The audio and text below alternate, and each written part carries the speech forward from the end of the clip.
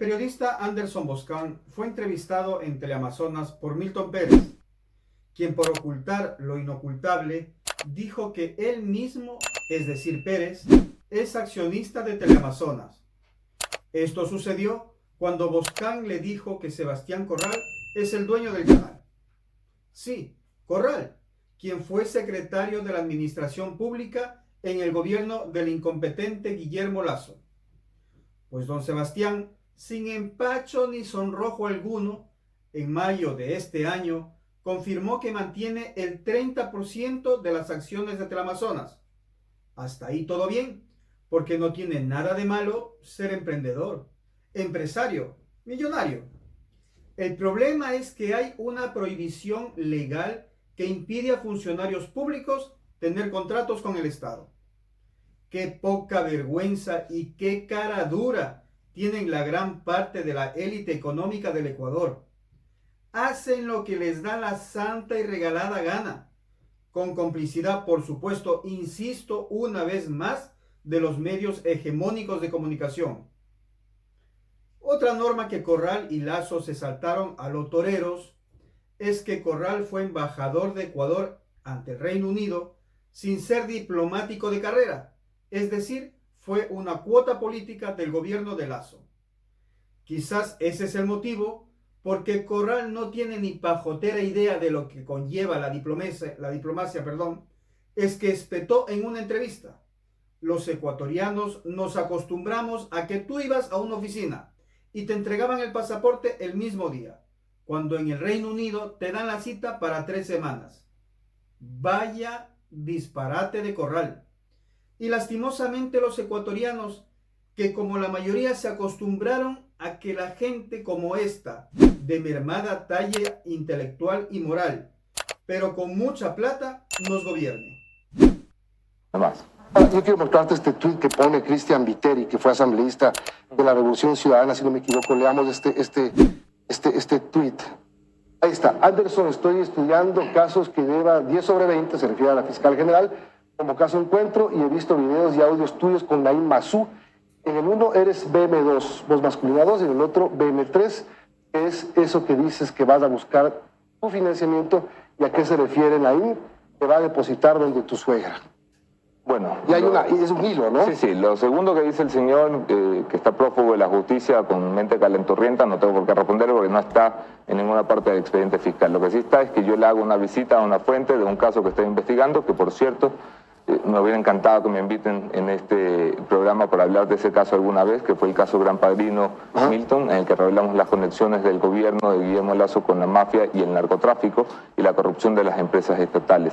Visité a esta fuente el día 13 o 14 de enero, si la memoria no me engaña, es decir, en la primera semana de publicaciones, y recordarás que estaba pintado todo Quito por una orden del director de inteligencia policial de la época, con grafitis que decían Boscan corrupto, Boscan mafioso, Boscan financiado por el señor Mazú. Así que, en una muestra de mi eterna imprudencia, siempre me presenté donde el señor Mazú después, como que fue financista de tumbador de gobiernos.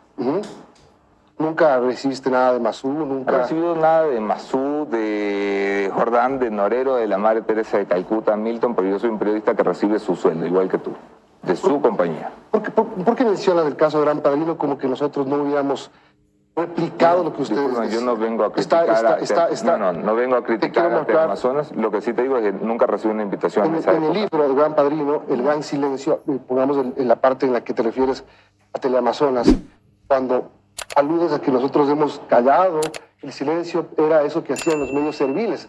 El Amazonas del canal de propiedad de otro ministro de Lasso, Sebastián Corral. ¿Por qué eso contra nosotros? No es el canal de un ministro de Lasso. Sebastián Corral no es el dueño de Teleamazonas. ¿Está aprobado eso? No, pero te pregunto. Él es el gerente de Teleamazonas. La gerente se llama Macarena Fangio. Teleamazonas nunca, Sebastián Corral nunca, desde que salió de embajador, nunca hay un montón de accionistas. Y no entre ellos yo, sí, claro, pero él no. Bueno, pero ¿por qué esa referencia? Sabemos por qué haces esa referencia. No la haces como comentario. No, una referencia explícita al manejo de la línea editorial, que está bien. Yo no vengo a criticar a Teleamazonas y no vengo a ofender tu casa ni la casa de Sebastián. No me voy a referir en mal términos a Sebastián, a pesar de que no tengamos una buena relación. Ok. El silencio que dices en ese tema es lo que yo quería un poco preguntar, porque Sí.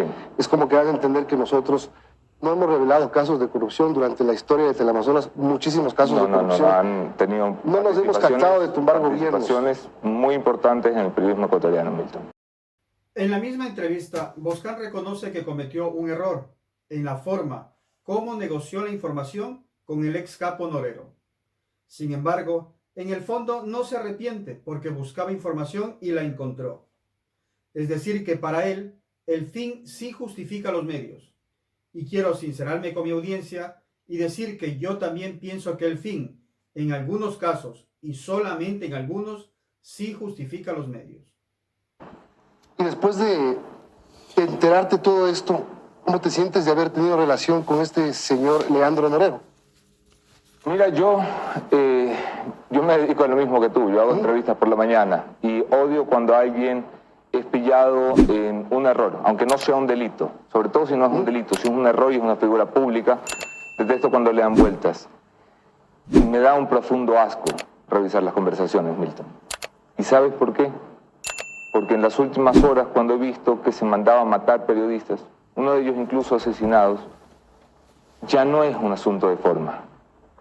Ya no es un asunto de forma solamente, que es lo que veníamos hablando y conversando, y podemos hablar de todo, y podemos decir y explicar por qué las palabras, por qué los términos, por qué las frases, pero no es un asunto de forma Hablar de un tipo que... Mientras Leandro Norero planificaba atentar contra periodistas, tú te ñañabas con él. Claro, planificaba atentar contra periodistas incluyéndome, claro, que es algo que no se ha publicado en algunos medios de comunicación, que dice muerto el perro, muerta la rabia, dicen está mucho más fácil levantar a este que a los otros, tal vez porque me tenían más mapeado que a los demás. Pero ese no es el punto es las formas son importantes y las formas deben de llevarnos a una revisión y las formas deben de llevarnos a una forma de cambiar la forma como abordamos estas fuentes en el periodismo. ¿Y qué vas a hacer tú al respecto?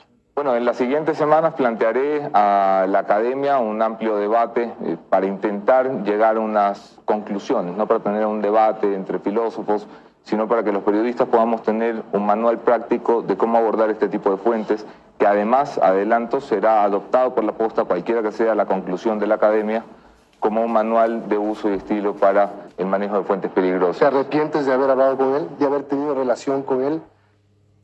¿El fin justifica los medios? Mira, más que arrepentirse, yo no soy un tipo que se arrepienta de las cosas porque creo que hago las cosas por el motivo correcto. Es decir, yo buscaba información.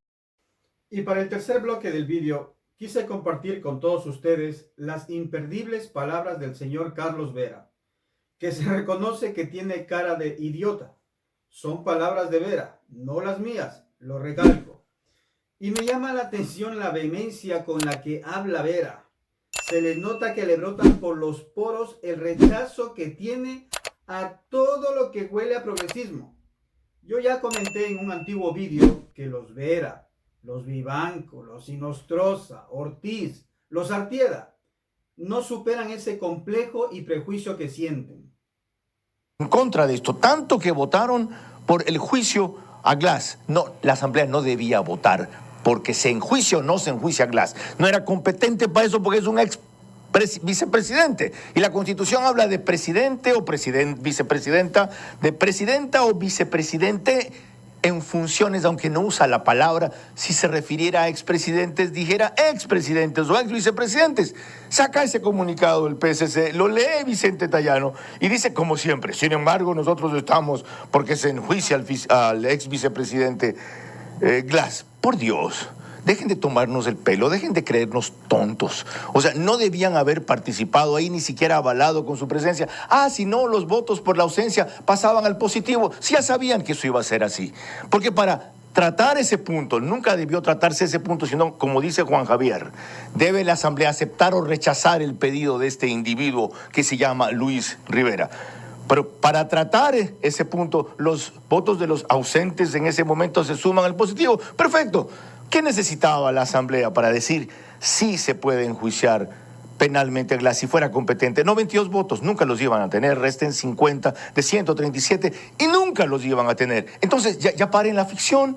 Siempre estuvo claro que había un acuerdo sobre la mesa y otro por debajo, y la sospecha fue permanente respecto a la impunidad. Y ahora queda claro una cosa: el Ejecutivo ha aceptado que le pasen la ley tan rápido y me lanzó la segunda ayer mismo, a cambio de que sus asambleístas y los otros de la mayoría legislativa salgan con estos cuentos pretendiendo hacerse los ofendidos de que un juez como Luis Rivera les mande eso a consultar a ellos y tengan que tratar semejante cuestión de un juez. ¿Saben qué?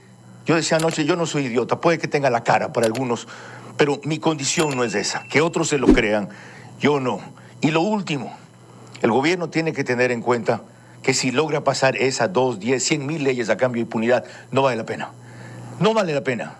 Una sola ley a cambio de impunidad no vale la pena. Dijo Guillermo Lasso cuando era lúcido que 9 de cada 10 cosas que puede hacer el Ejecutivo no dependían de la Asamblea. Se lo dijo a José Hernández en la primera entrevista que concedió y siempre he recordado, después lo olvidó. Bueno, eso sigue vigente para el gobierno actual. 9 de las 10 cosas que puede hacer con esta Constitución, con las leyes vigentes, si es honesto, si es eficaz, si tiene liderazgo, cuestiones que hasta ahora creo que son características del Ejecutivo, en especial de su ministra de Gobierno y del presidente, lo puede lograr.